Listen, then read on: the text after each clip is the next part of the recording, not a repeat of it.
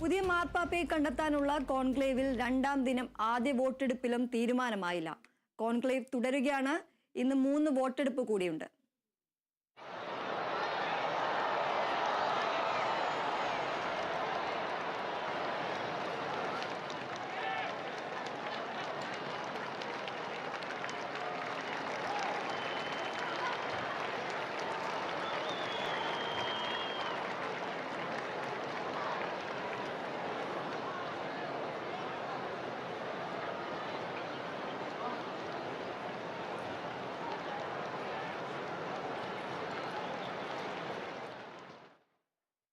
വിവരങ്ങളുമായി John Lawrence ചേരുന്നു. Lawrence, പുതിയ മാർപ്പാപ്പയെ കണ്ടെത്താനുള്ള കോൺക്ലേവ് തുടരുകയാണ്. എന്തൊക്കെയാണ് കൂടുതൽ വിശദാംശങ്ങൾ?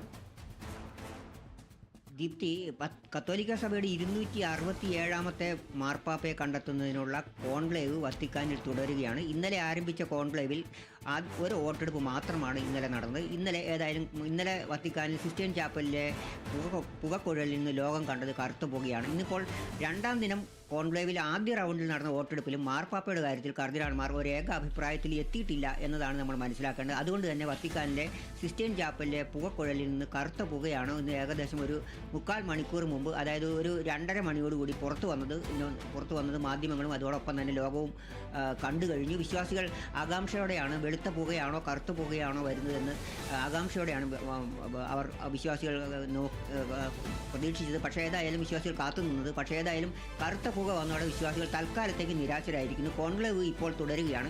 കാരണം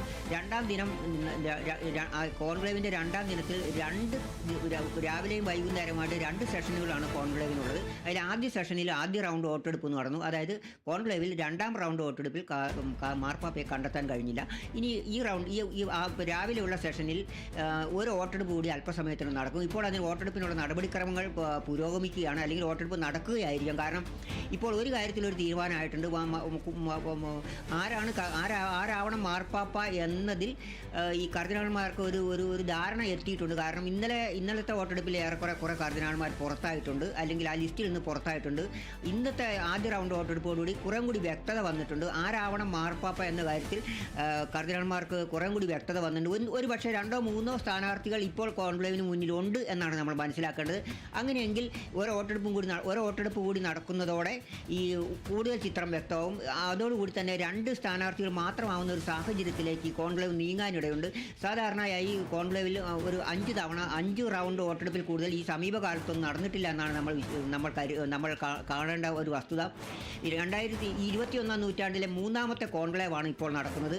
2005 കോൺക്ലേവിലും അതോടൊപ്പം 2013 കോൺക്ലേവിലും 5 റൗണ്ടിലേക്ക് വോട്ടെടുപ്പ് പോയിട്ടില്ല എന്നുള്ളതാണ് വസ്തുത. അപ്പോൾ ബെനഡിക്ട് 16 മാർപ്പാപ്പ, അതായത് ഫ്രാൻസിസ് മാർപ്പാപ്പയുടെ മുൻഗാമിയായിരുന്ന ബെനഡിക്ട് 16 മാർപ്പാപ്പ 3ാമത്തെ റൗണ്ടിലാണ് തിരഞ്ഞെടുക്കപ്പെട്ടത്.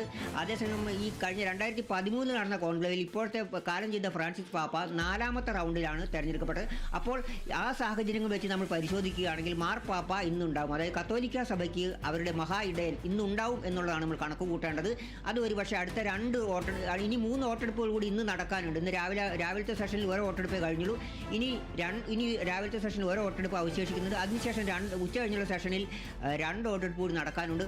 അങ്ങനെയെങ്കിൽ ഇന്ന് രാത്രി വൈകുന്നതോടുകൂടി, ഇന്ത്യൻ സമയം രാത്രി വൈകുന്നതോടുകൂടി ഒരു 12 മണിയോട് അടുപ്പിച്ചെങ്കിലും ലോകത്തിന് ഒരു പുതിയ മാർപ്പാപ്പയെ കാണാൻ കഴിയും എന്നാണ് നമ്മൾ കരുതേണ്ടത്. ദീപ്തി, ശരി. പുതിയ മാർപ്പാപ്പയെ കണ്ടെത്താനുള്ള കോൺക്ലേവിൽ രണ്ടാം ദിനം ആദ്യ വോട്ടെടുപ്പിലും തീരുമാനമായില്ല. കോൺക്ലേവ് തുടരുകയാണ്. ഇന്ന് 3 വോട്ടെടുപ്പ് കൂടിയുണ്ട്. ജോൺ ലോറൻസ് ആണ് വിവരങ്ങൾ നൽകിയത്.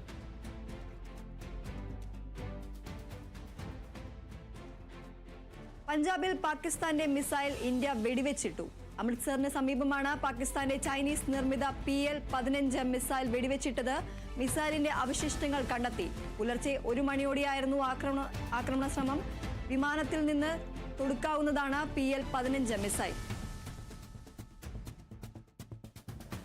പാകിസ്ഥാന്റെ മിസൈൽ ഇന്ത്യ വെടിവെച്ചിട്ടു. അമൃത്സറിന് സമീപമാണ് പാകിസ്ഥാന്റെ ചൈനീസ് നിർമ്മിത PL-15 മിസൈൽ വെടിവെച്ചിട്ടത്.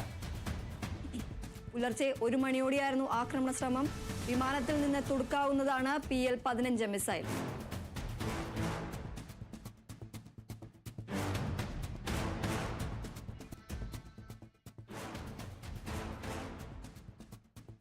പഞ്ചാബിൽ പാക് നുഴഞ്ഞുകയറ്റക്കാരെ വെടിവെച്ചു കൊന്നു.